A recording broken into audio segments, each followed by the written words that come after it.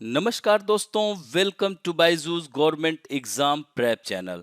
दोस्तों, आज हम लोग डिस्कस करेंगे डेली करंट अफेयर में 12 अगस्त 2021 के न्यूज़पेपर में से, जो कि आपके exam CHSL, combined graduate level, NTPC, intelligence bureau, CPUSI, Delhi police, PET इस and other state services exam के साथ साथ बैंकिंग अवेयरनेस के लिए भी यह हेल्प करेगी। तो आइए एक एक करके डिस्कस करते हैं। Now we have to discuss first segment is national affairs, यानी राष्ट्रीय मामलों में successful test of Nirbhaya cruise missile. Nirbhay cruise missile का सफल परीक्षण किया गया। किसने किया? Defence research and development organisation, जिसे डीआरडीओ कहा जाता है। तो इस ताकतवर मिसाइल का सफल परीक्षण किया। The biggest thing in this is that it's booster engine has been made in India itself, यानी इसकी जो खासियत है कि इसका जो बूस्टर इंजन है वह भारत में ही तैयार किया गया है। तो it is capable of attacking enemy position up to distance of 1500 kilometre, यानी 1500 किलोमीटर दूरी तक दुश्मन के ठिकाने पर यह अटैक करने में सक्षम है। However, during the test, this missile came down after a distance of 100 kilometer and after being in the sky for about 15 minutes. हालांकि परीक्षण के दौरान मिसाइल 100 किलोमीटर की दूरी और करीब 15 मिनट आसमान में रहने के बाद नीचे आ गई थी। यही कहा जा रहा है कि यह आंशिक रूप से सफल रहा है। हाल जिस तरह से आप देख सकते हैं कि ऐसी तकनीकी यह इस वजह से हुआ, तकनीकी खामी के कारण ऐसा हुआ है।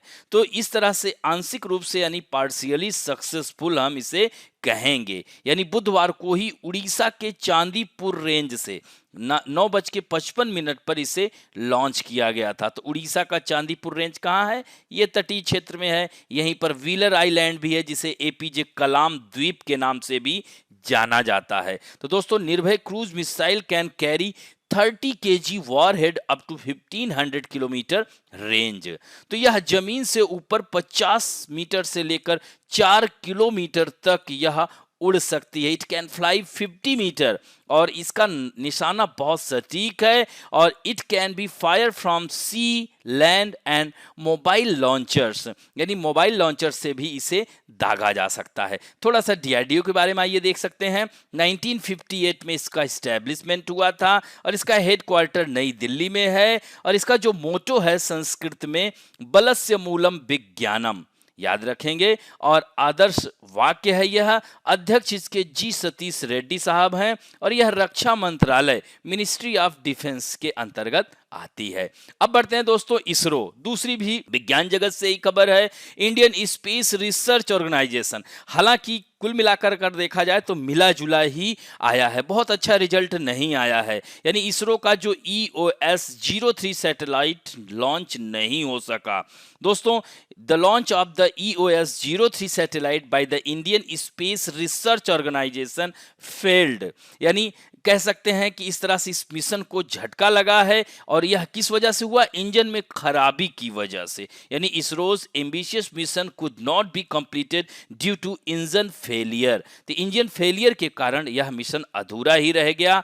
हालांकि it had to monitor the earth from space, that is why it was also being called India's sharpest eye. इसे सबसे तेज आंखें कहा जा रहा था भारत की इस सैटेलाइट को, लेकिन हालांकि यह अधूरा रह गया।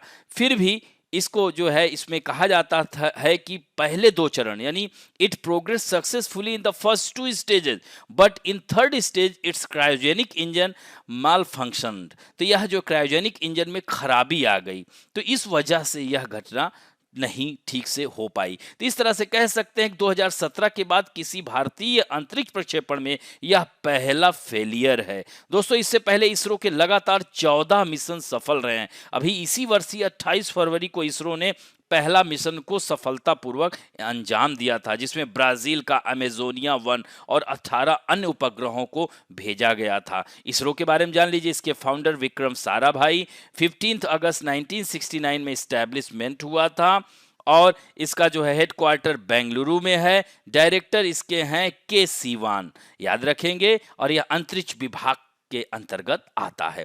अब बढ़ते हैं इकोनॉमिक एडवाइजरी काउंसिल। ये प्रधानमंत्री की इकोनॉमिक एडवाइजरी काउंसिलिंग रिपोर्ट आ गई है जो है, इसमें elderly life is best in Rajasthan, Himachal and Mizoram. तो दोस्तों यह रिपोर्ट जो है खासकर दिखाया जा रहा है इसमें कि देश में बुजुर्गों को सबसे अच्छा जीवन जीने का जो अवसर दे रहा है वह राजस्थान स्टेट दे रहा है। वहीं बुजुर्गों की कम आबादी वाले राज्यों में से हिमाचल प्रदेश सबसे ऊपर है। पूर्वोत्तर राज्यों में बात की जाए तो मिजोरम सर्वश्रेष्ठ है। तो इस तरह से Chandigarh top the union territory. Delhi was also ranked behind Andaman and Nicobar. So this claim has been made in the latest report released by the Economic Advisory Council to the Prime Minister on Wednesday. यानी अभी कल ही यह advisory report जारी की गई है। आइए इसको यहाँ पर आसानी से देखते हैं। यानी 50 लाख से अधिक बुजुर्ग आबादी वाले राज्य, यानी मोर than 50 million elderly populated state जो है यहाँ पर देख सकते हैं। तो राजस्थान देख रहे हैं ना, फर्स्ट रैंक पर है। इसी तरह से देख रहे हैं 50 लाख से कम आबादी वालों में हिमाचल प्रदेश नंबर 1 पे है। इसी तरह से पूर्वोत्तर राज्यों में मिजोरम है। यूनियन टेरिटरी में चंडीगढ़ नंबर 1 पे है। तो यह भी आंकड़ों को याद रखेंगे। अब बढ़ते हैं इंटरनेशनल अफेयर्स में। अंतरराष्ट्रीय मामलों में China's Hotan city most polluted city in 2020 and Ghaziabad at number 2। तो दोस्तों यह जो है विश्व का सबसे प्रदूषित शहर चीन का होटन शहर है और दूसरे स्थान पर हमारे देश का गाजियाबाद जो कि हिंद नदी के किनारे बसा हुआ है।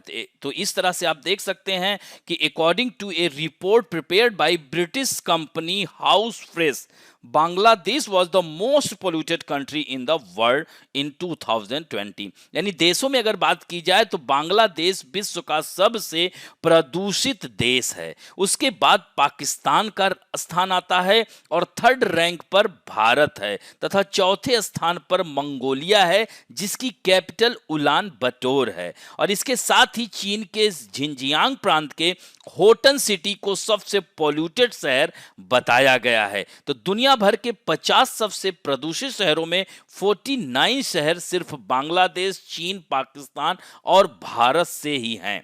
तो दोस्तों इस लिस्ट में भारत के उत्तर प्रदेश राज्य का गाजियाबाद शहर दूसरे नंबर पर है। और इसी तरह से अगर बात करते हैं तो 5 से कम प्रदूषित शहरों वाली देशों की सूची में इसे शामिल नहीं किया गया। इस रिपोर्ट में चीन के होटन शहर को सबसे प्रदूषित शहर की श्रेणी में डाला गया है।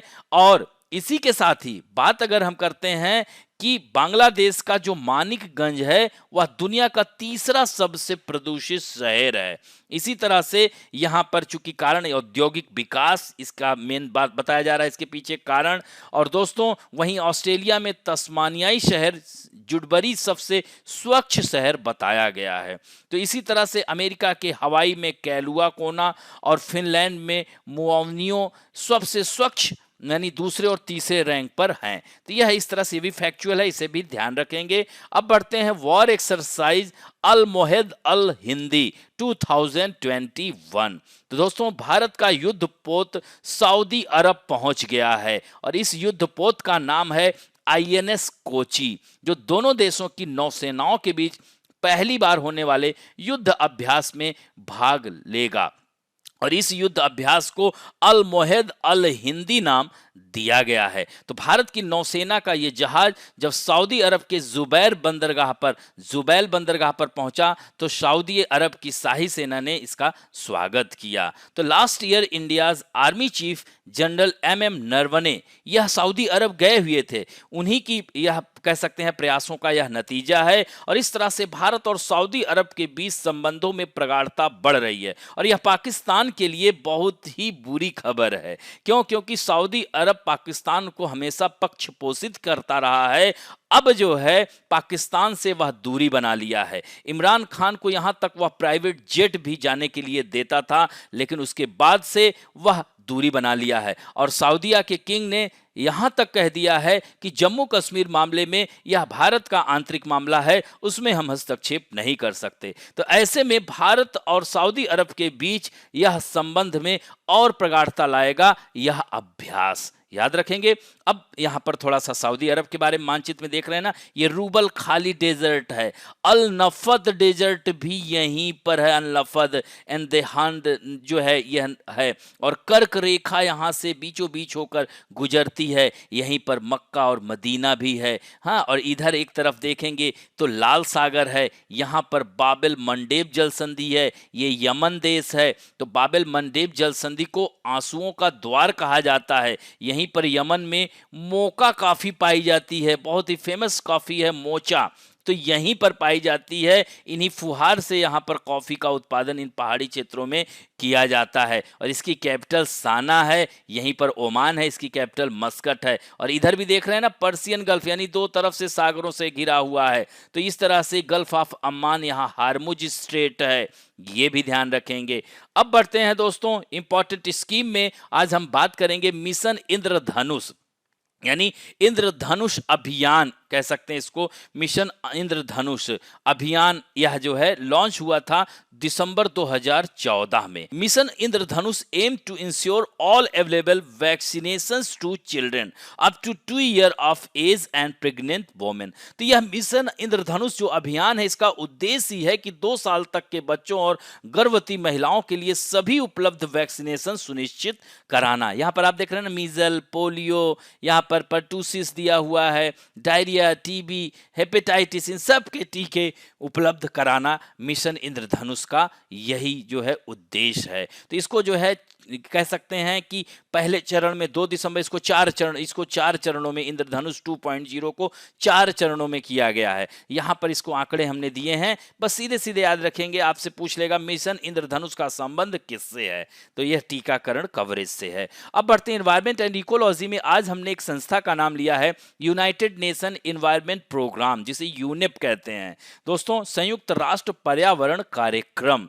तो इसकी स्थापना 5 जून 1972 को हुई थी। वैश्विक पर्यावरण यह प्राधिकरण है, और दोस्तों विश्व पर्यावरण दिवस भी 5 जून को ही मनाया जाता है, ये भी ध्यान रखिएगा। और इसका जो हेडक्वार्टर है केनिया के नैरोबी में स्थित है। इसमें 6 क्षेत्रीय कार्यालय भी हैं, रीजनल, और इसके अध्यक्ष हैं इंगेर एंडरसन हैं, ये भी पॉइंट याद रखेंगे। और वर्तमान में यह क्लाइमेट चेंज, स्वच्छ जल संसाधन, निर्वनीकरण, डेजर्टिफिकेशन, वन्य जीव संरक्षण, विषैले रसायनों, पेस्टिसाइड, इन सब पर यह कार्य कर रहा है। और यह यूनेप जो है state of the environment report तथा ग्लोबल एनवायरनमेंट आउटलुक का प्रकाशन भी करता है।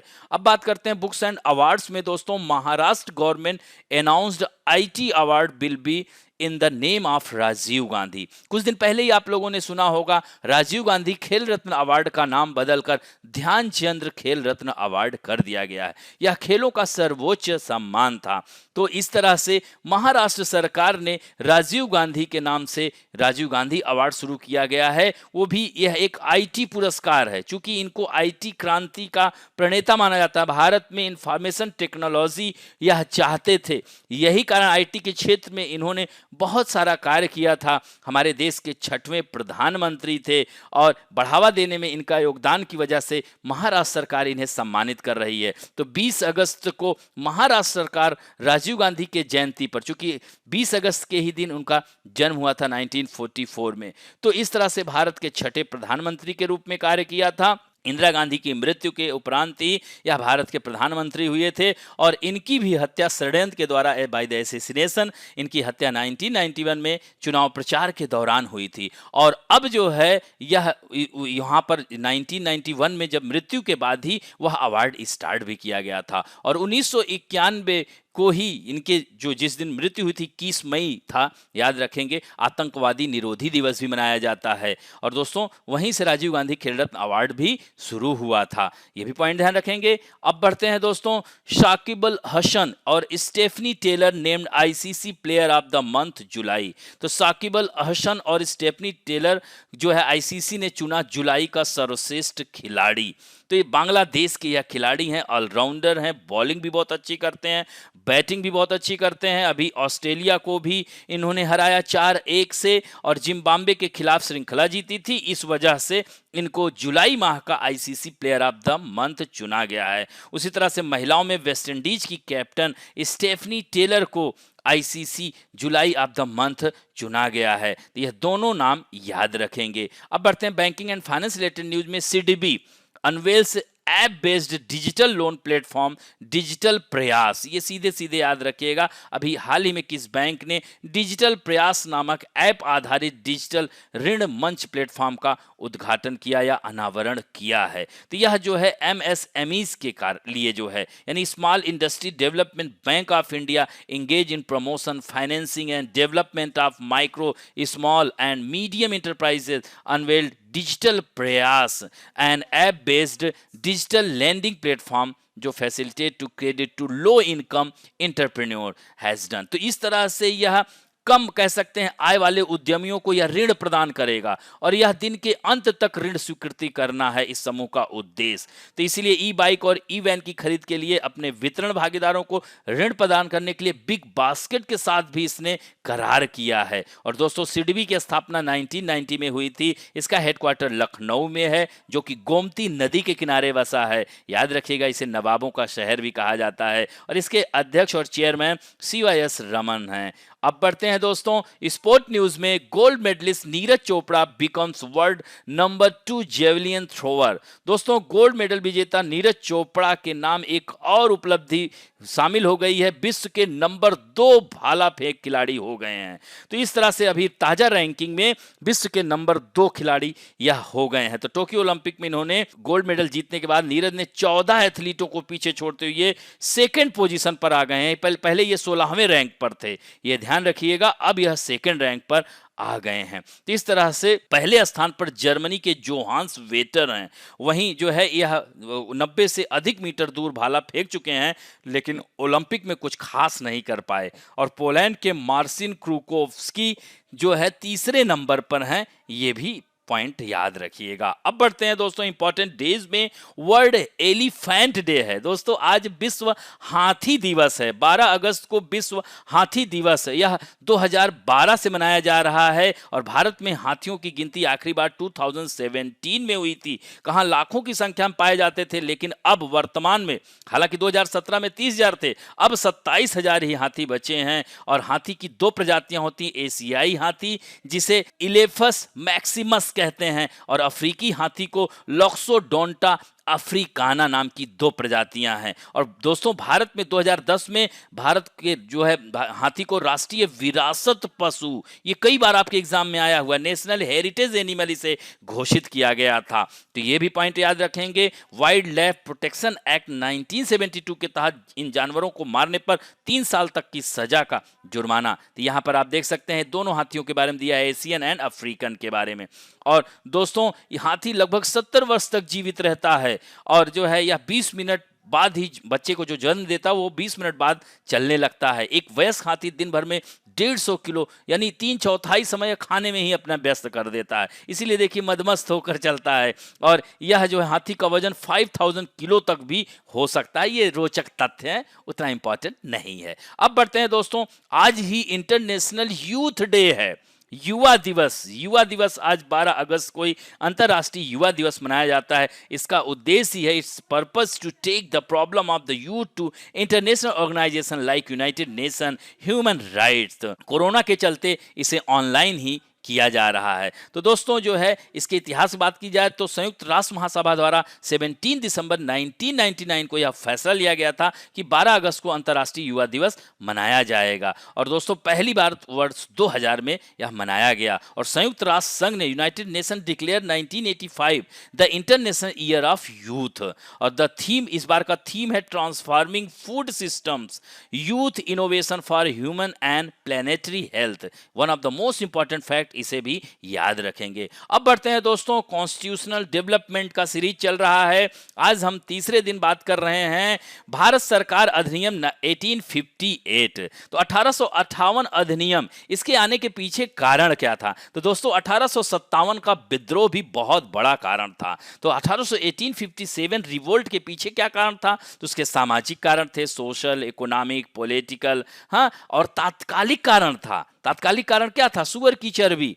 तो इस तरह से यह आंदोलन भड़क गया और इस तरह से भारत, खासकर उत्तर भारत में यह फैल गया। 1857 का आंदोलन मेरठ से शुरू हुआ था 10 मई 1857, फिर दिल्ली में बहादुर शाह जफर, इस तरह से हर जगहों से जो है लोग नेतृत्व कर रहे थे। जैसे इलाहाबाद से लियाकत अली खान साहब कर रहे थे, लखनऊ से हजरत महल और उनका 4 वर्षीय बेटा बिरजिस कादिर, बिहार के आरा से कुंवर सिंह कर रहे थे नेतृत्व। हाँ, ये भी पूछ लेता है। और दिल्ली से बहादुर शाह जफर और जनरल बख्त खां कर रहे थे। तो इस तरह से यह ध्यान रखेंगे। फिर यह आंदोलन उग्र रूप पकड़ा, फिर अंग्रेजों ने इसको दबाने का प्रयास किया और 1 वर्ष के अंदर यह आंदोलन को दबा दिया गया। लेकिन 1857 की जो यह गूंज थी, इंग्लैंड तक हिल गया, अंग्रेजों की नींव हिल गई और एक तरह से कहा जा सकता है कि स्वतंत्रता की लौ 1857 में ही जल गई थी। ऐसे में ब्रिटिश संसद या British parliament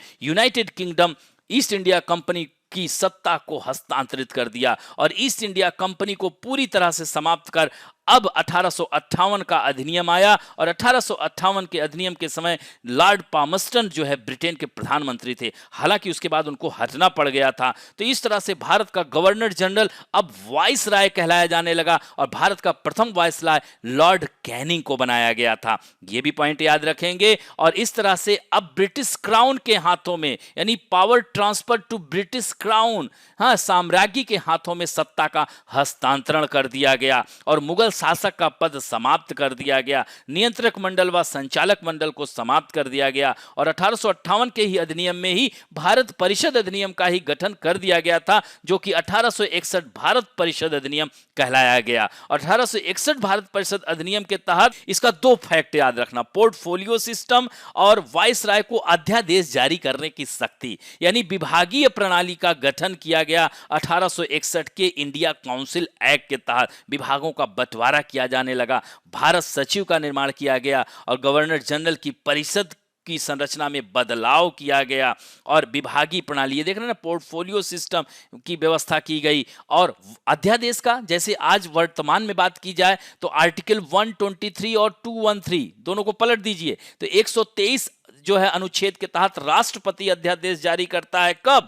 when parliament not in session, यानी जब संसद सत्र में नहीं होती है तब जो है राष्ट्रपति अध्यादेश जारी कर कानून पारित कर सकता है। इसी तरह से राज्यों में गवर्नर अनुच्छेद 213 के तहत जब विधानसभा या सदन न चल रही हो तो ऐसे में वह अध्यादेश जारी कर सकता है। तो यह जो है 1861 में यही 2 फैक्ट बहुत ही इंपॉर्टेंट हैं, इन्हें ध्यान रखेंगे और पॉइंट्स हमने यहां पर दे दिए हैं। तो यह आज यहां पर इतना, आगे का हम नेक्स्ट सीरीज में बात करेंगे। तो यह पॉइंट इन्हें ध्यान रखिएगा। अब बढ़ते हैं दोस्तों आप लोगों के सेक्शन में, जो कि बहुत ही अच्छा उत्तर दे रहे हैं।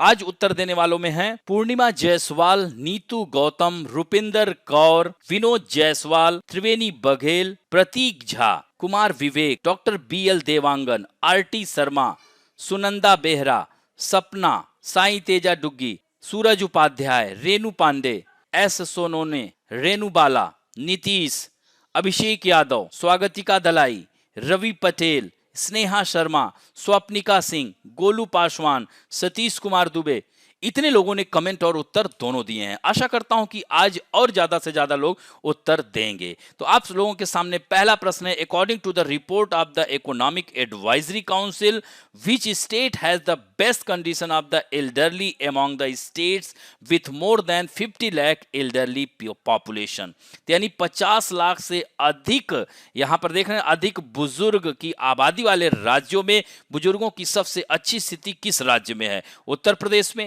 राजस्थान में, मध्य प्रदेश में या महाराष्ट्र में? एंड नेक्स्ट क्वेश्चन है, according to a report prepared by British company house fresh, which is the most populated country in the world, विश्व का सबसे प्रदूषित देश कौन सा है? Pakistan, Bharat, Bangladesh and Thailand. And next है, with which country India recently conducted the war exercise Al Mohed Al Hindi 2021, यानी किस देश के साथ भारत जो है युद्धाभ्यास कर रहा है? तो Qatar, Saudi Arab, Iran, Maldives. And next question है, इन विच ईयर मिशन इंद्रधनुष अभियान वॉज स्टार्टेड? 2014, 15, 16 या 18? एंड नेक्स्ट क्वेश्चन है विच cricketer got the ICC player of the month award for the month of July, यानी किस क्रिकेटर को मिला, हाशिम अमला को, विराट कोहली को, शाकिब अल हसन और Mitchell Marsh. And next question है which bank recently unveiled digital Prayaas and app based digital lending platform, और वह है एसबीआई, सिडबी, एचडीएफसी या आईसीआईसीआई। एंड नेक्स्ट क्वेश्चन है what is the rank of Neeraj Chopra in latest ranking of male athletes by world athletics javelin throw, यानी भाला फेंक में नीरज चोपड़ा का कौन सा स्थान है, प्रथम, द्वितीय, तृतीय या चतुर्थ। एंड नेक्स्ट क्वेश्चन है in which year elephant was declared as national heritage animal in India, यानी भारत में हाथी को राष्ट्रीय विरासत पशु किस वर्ष घोषित किया गया था, 2009, 10, 12 या 13। एंड नेक्स्ट क्वेश्चन है when is international youth day celebrated, 9th August, 10th August, 11th August या 12th अगस्त। तो इस तरह से लास्ट क्वेश्चन है under which act the governor general of India came to be called viceroy, यानी किस act के तहत भारत का गवर्नर जनरल वाइस राय कहलाया जाने लगा, और लॉर्ड कैनिंग भारत का प्रथम वाइस राय था। तो 1793 चार्टर एक्ट, 1813 चार्टर एक्ट या 1833 चार्टर एक्ट या 1858 का भारत शासन अधिनियम, यानी गवर्नमेंट ऑफ इंडिया एक्ट 1858। तो इस तरह से इन 10 प्रश्न के उत्तर दीजिएगा। आशा करता हूं कि आज का वीडियो आप लोगों को अच्छा लगेगा, और दोस्तों अच्छा लगे तो please like, share, subscribe and bell icon दबाना ना भूलें। थैंक यू दोस्तों।